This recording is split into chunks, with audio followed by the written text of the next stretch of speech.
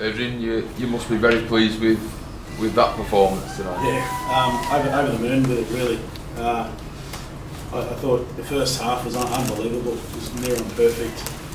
So in all areas, So it's only that last one-on-one steal, I think, where we last couple of minutes where we just erred at the last set. I think we completed the first 13 sets, which is like semi-final, final sort of stuff. So good response. I guess on a short turnaround from Sunday into Friday is always tough. We only trained one session and they picked up what we needed to do really quickly. So I was really proud of them.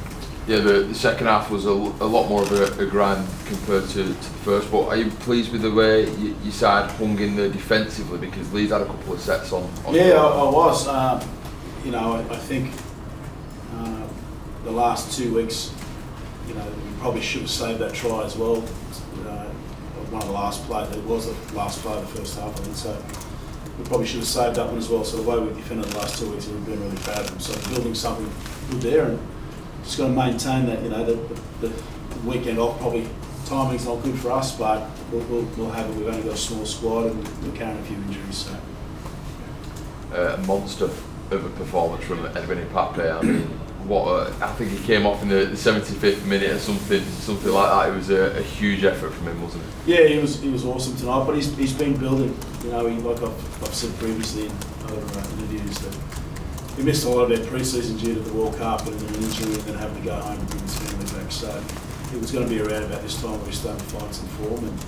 And on top of that, I want to give credit to Tom Ramone as well. He played 70 minutes straight from the front row against the big Leeds pack. That was unbelievable. And him and Mulhern have been playing some big minutes lately. So we had 0 changes at half time, which you don't ever see in rugby league. So that was a bit different for us too. We had majority of the ball, I guess, and it's exactly what we need really, just to get some more fitness into the players. Front rowers never seem to grab the headlines, and they always seem to go under the radar. But Tom's played well for the majority of the season. He's been one of the standout forwards, hasn't he, so far? Yeah, he has. Both of them have been hot and cold at times. They're 2 starting front rowers, so I thought Mulhern played his best game tonight too. So I think that's where we sort of improved as a side. We've been quite lethal with our left edge and attack at times with Lam, all the strings there. But I thought the way that we played during the majority of that first half was collectively as a group, right across the field, was brilliant. What's the latest with John Asiata? Obviously, he left the field in the second half. Was it his shoulder? And then no, I think he had a pinched nerve, which he pinched last week as well. It's connected to his obviously shoulder head, and he come off on a HIA. I'm not sure how that worked exactly there, but it's one of those ones where he'll need these 2 weeks off, next week off anyway, at least, to be able to get that right, because it takes a couple of weeks. It's quite painful. So he wanted to stay on for a little bit, and then he obviously came back on. He showed a lot of desire and effort for his teammates tonight. It was a captain's performance. Yeah, absolutely. Yeah, they were all good. All of our middles there were good. Kai O'Donnell was great on the left. I thought Oggie had his best game on the right hand side too. Oliver Holmes and Tom Briscoe did some really good things on that right edge as well. Zach Hardacre was great. Gaz O'Brien was slick. So it's just an overall really good performance. I thought the second half was a little bit clunky at times, but we defended really well. So that's the improvement. I think we've been scoring first on majority of our games this year, but not been able to manage the game after that moment. I think we did that really well today. Does anyone almost like learn what it takes to be a real good in position in Super League? And it's very different than the Championship, obviously. I think he's sort of mastered and learned everything he needs to learn now to really kick on and show his best. Yeah, I think his fitness is the key behind him being a better player. Like I said at the start of the year, he's always going to be one of the better nines in the competition. And within the next 12 months, I think he can be one of the best international nines in the world. So we've just got to be patient with him and make sure that he's learning as he goes every week as well. Adrian, was Josh Charnley outdone by not getting an England call? Yeah, I reckon. I mean, he's in the top 2 players for every stat in Super League as a winner. So I think that answers it really. But who knows? They've got a philosophy around that. That's their beliefs, and that's so be it. But I think he's been outstanding.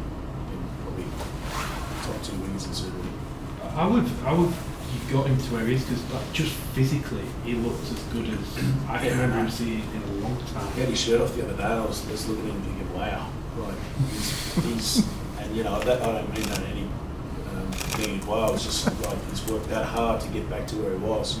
He didn't play for us towards the end of last year because we had a team that was already in place when he came, and we communicated that with him. But I just asked him to give himself the best opportunity through pre-season, and he is in our top 3 players in pre-season in every single thing he did. Then he went and did his own separate stuff, which is really, you know, he's succeeding at the moment because of what work he's put in. As simple as that. There's no secret behind it, and he's enjoying being here. You know. So he's a popular member. I think he's come alive again. I still think he's got another, couple of levels to go. Before the season started, everyone was saying if you stay up, it's a great year, just because of the challenge that clubs have had. The players weren't happy with that. They felt you could achieve more.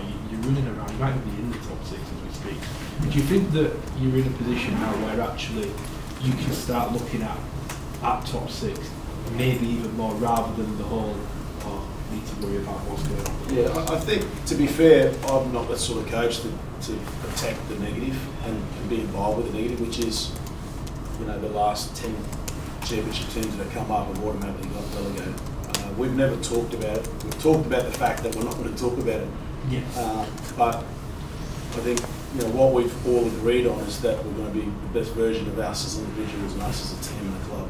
And by doing that, the results will take care of themselves. So that's always staying in the moment with, really, and I'm in them every week. We got beaten here in the second half convincingly by Wigan, but there were some lessons to be learnt there.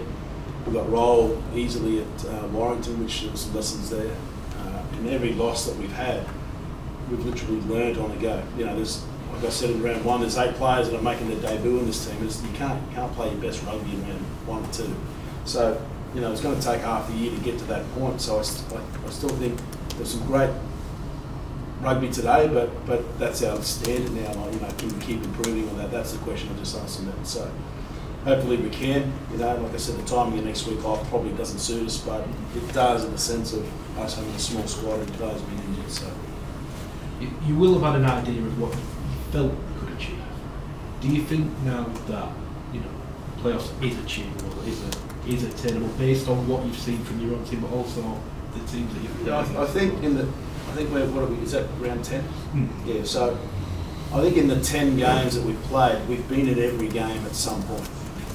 We haven't really been blown away in the sense of we've been there for 30 minutes, 40 minutes, 50 minutes of each game, 30 minutes, whatever it is. So I feel that, I've got to not think too much ahead about that. I've got to think more about how do we keep getting better as a group, and that'll take care of that. I'm not, that'd be ideal for us, but it's a bit sort of, there's a couple of steps along the way before I start thinking about that. So, but what it does do is, I guess, it helps with recruitment in the sense of players. Like last year in the championship, it's difficult to sign a Super League player when you're the best team in champ, when you're not guaranteed to go up.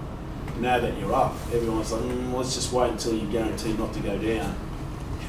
So you're forever as a team coming up. I can see why every team's gone straight back down. I've experienced it along the way, but now we can potentially talk to players and say, look, we're going okay, we're going to be here next year. We've got a few more games. I think let's not get ahead of ourselves, but we've still got a few more games before we can get some of these players. I want to build a squad. I'm not happy with the smaller squad. I want to play, have a squad of 30, 32, and just keep developing as we go each year. You must be excited for May. I know you can speak to the NRLers now, but May 1st a week away. You must be looking forward to it at midnight and being able to make the calls and start the negotiations and put the offers on the table. Yeah, absolutely. It helps. It just helps. So, we just need a couple of other results go our way over the next 2 weeks, and I think we'll be even in a better position. So, just keep our feet grounded, keep working hard, and just believe in ourselves.